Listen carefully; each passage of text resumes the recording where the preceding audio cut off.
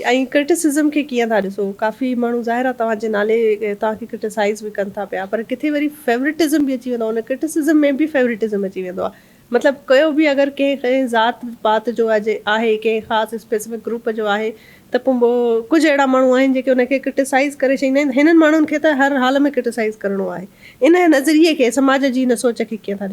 ॾिसो क्रिटिसाइज़ जॾहिं बि कंदा आहियूं त उन में जॾहिं बि तव्हांखे कोई क्रिटिसिज़म लाइ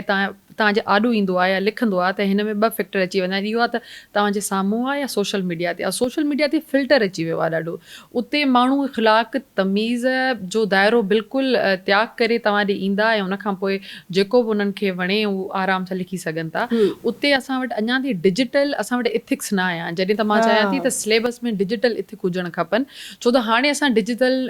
दौर में आहियूं तव्हां उन शइ खे अलॻि नथा करे सघो माण्हुनि में तमीज़ न आहे साम्हूं तव्हां जंहिंसां बि वेहंदव त हू तव्हां सां जेकॾहिं मुखालफ़त कंदो त ॾाढी तमीज़ जे अंदाज़ में तव्हांखे डायरेक्ट गारियूं न ॾींदो तव्हांजे घर वारनि खे कोन चवंदो तव्हांजी पर्सनल लाइफ ते कमेंट नथो करे सघे पर जॾहिं उहो ई माण्हू सोशल मीडिया ते अची थो वञे त हू इहे सभु शयूं भुली थो वञे पर जॾहिं त उनजी रिप्रेज़ेंटेशन असांजे समाज में उन माण्हू जी थिए थी ऐं क्रिटिसाइज़ माण्हू तॾहिं कंदो जॾहिं उन शइ खे या त सम्झी न सघंदो या त सम्झणु न चाहींदो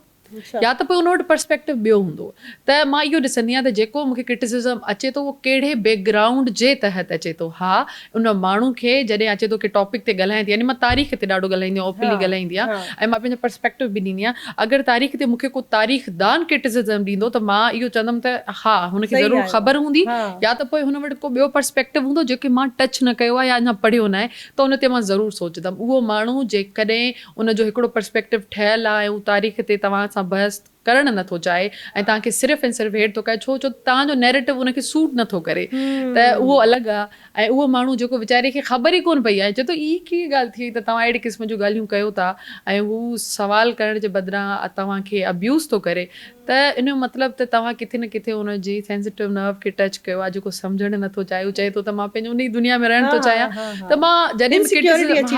क्रिटिसिज़म थींदी आहे त मां हमेशह उहो ॾिसंदी आहियां त उनजो बैकग्राउंड छा आहे पोइ जेके ईअं हूंदा त उन ते अफ़सोस थींदो आहे जेकी सम्झणु चाहींदा आहिनि त वाक़ई मां उन्हनि खे वञी करे ॿुधाईंदी बि आहियां ऐं जेकी मूंखे सम्झाइणु चाहींदा आहिनि त मां कोशिशि कंदी आहियां त उन शइ खे मां वरी दोहिरायां ॾिसां सम्झां